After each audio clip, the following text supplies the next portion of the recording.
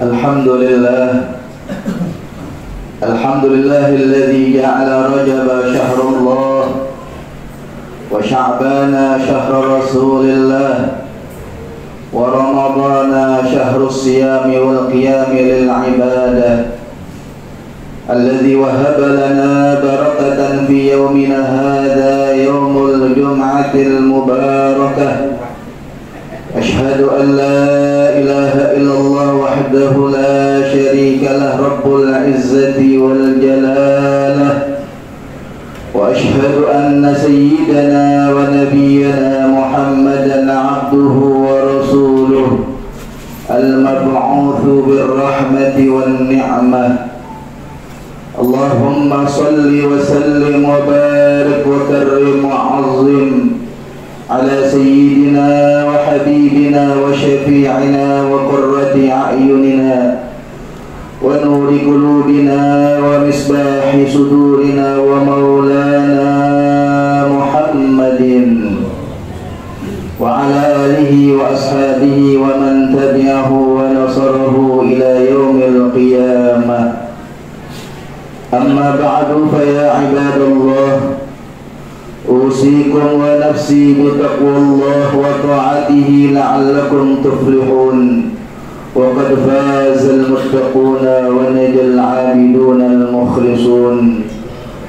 قال الله تعالى في القرآن الكريم وهو أصدق القائلين: أعوذ بالله من الشيطان الرجيم بسم الله الرحمن الرحيم يا أيها الذين آمنوا اتقوا الله حق تقاته ولا تموتن إلا وأنتم مسلمون.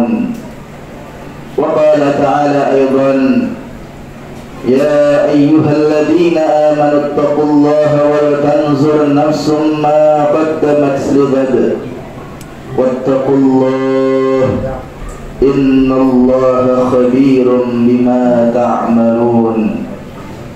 وقال النبي صلى الله عليه وسلم: اتق الله حيثما كنت وأتبع السيئة الحسنة تمحها وخالق الناس بخلق حسن.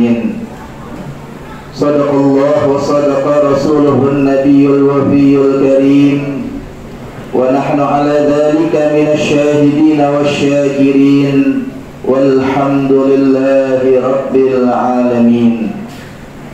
معاشر المسلمين وزمرة المؤمنين rahimakumullah.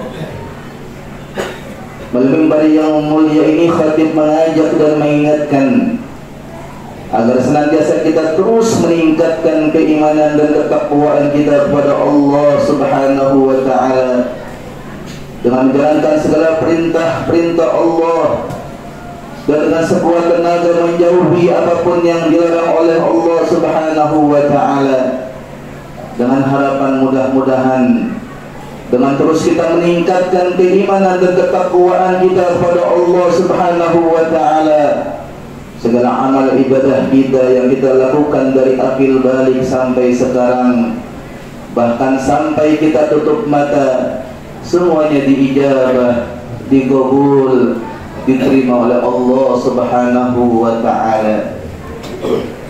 Segala puji serta syukur tak lupa kita panjatkan kepada Zat yang Maha Ghafur, Allah Subhanahu wa ta'ala, yang telah memberikan kita bermacam-macam nikmat.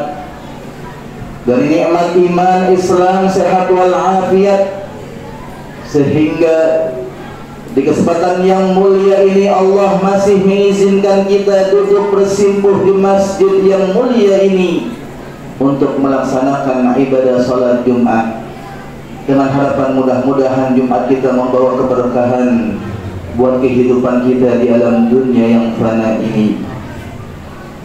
Salam dan salam dapat kita kirimkan, hadiahkan kepada manusia budiman, insan pilihan panutan umat manusia sepanjang zaman.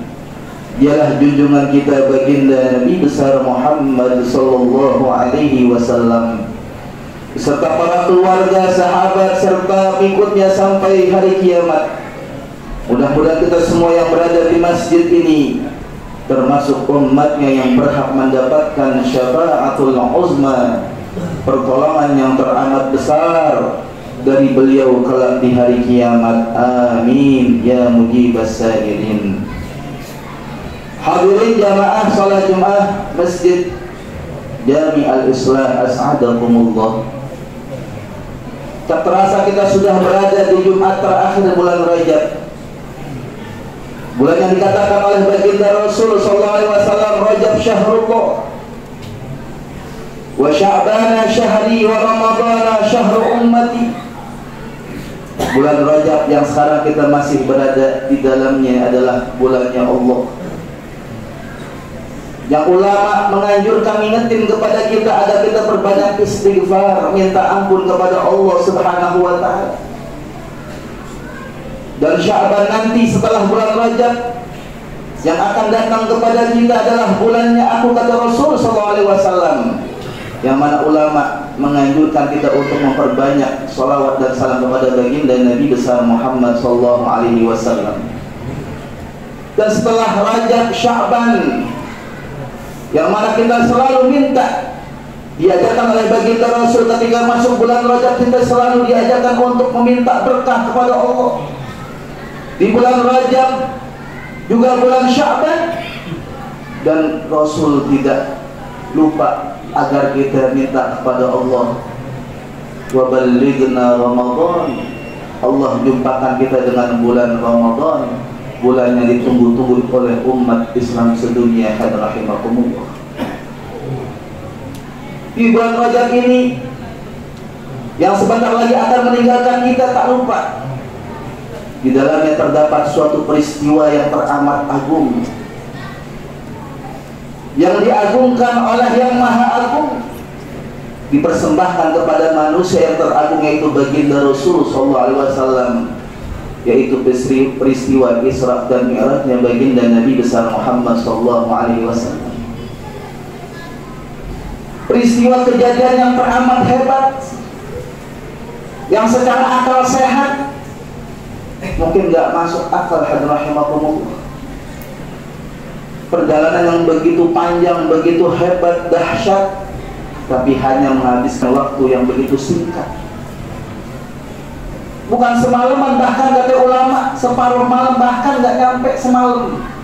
Sejam 2 jam kejadian tersebut dialami oleh baginda Rasul sallallahu alaihi wasallam, yang sudah jelas-jelas Allah tegaskan dalam firman-Nya, subhanalladzi asra bi'abdihi lailan minal masjidil harami ilal masjidil aqsa alladzi barakna haulahu linuriyahu min ayatina innahu huwas sami'ul basir. Maha suci Allah yang telah menjalankan, bukan Nabi Muhammad yang jalan sendiri. Kalau Nabi Muhammad sendiri yang jalan mungkin beliau nggak kuat, tapi di sini Allah yang menjalankan, Allah yang punya kudrah, kekuatan untuk menjalankan baginda Rasul sallallahu alaihi wasallam. Kita belum katakan, Allah firmankan subhanallah, diawali dengan kata maha suci Allah. Kalau sudah ada kata maha suci tasbih, berarti kejadian yang akan disebutkan setelah itu adalah luar biasa. Hadrahimakumullah.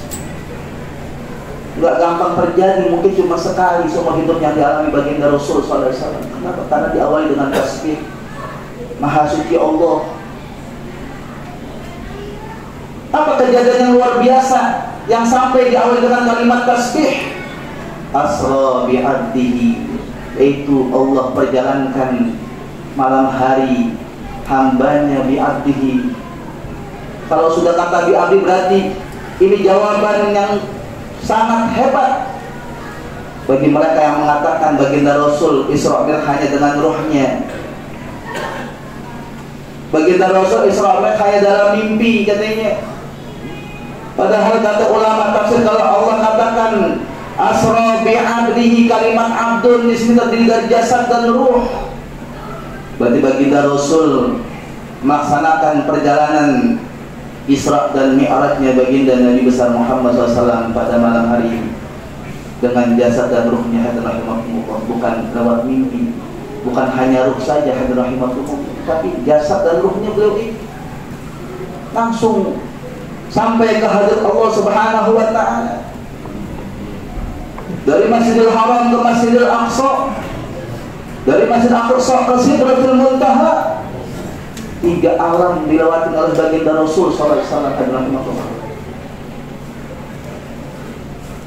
Sampai baginda Rasul sebelum Isra Mi'raj sudah dibelah dadanya, dibersihkan. Bukan berarti baginda Rasul punya kotor dalam hatinya, bukan hadirin rahimakumullah, tapi ingin menguatkan bahwa perjalanan ini begitu suci. Sampai-sampai sebelum melaksanakan perjalanan untuk berjumpa dengan zat yang maha mulia dan agung Allah Subhanahu wa taala, Allah sucikan dulu, lebih bersih lagi, agar lebih bersih lagi hati baginda Rasul SAW. Bukan berarti keluarin kotoran. Dia punya pikiran bahwa Nabi berarti punya bagian kotor daripada hatinya, lah hadirin rahimakumullah. Sama kayak kita hadirin rahimakumullah. Kalau kita sudah berwudu, kita pengen wudu lagi, boleh. Memperbarui boleh, agar lebih kuat lagi. Begitu baginda Rasul SAW.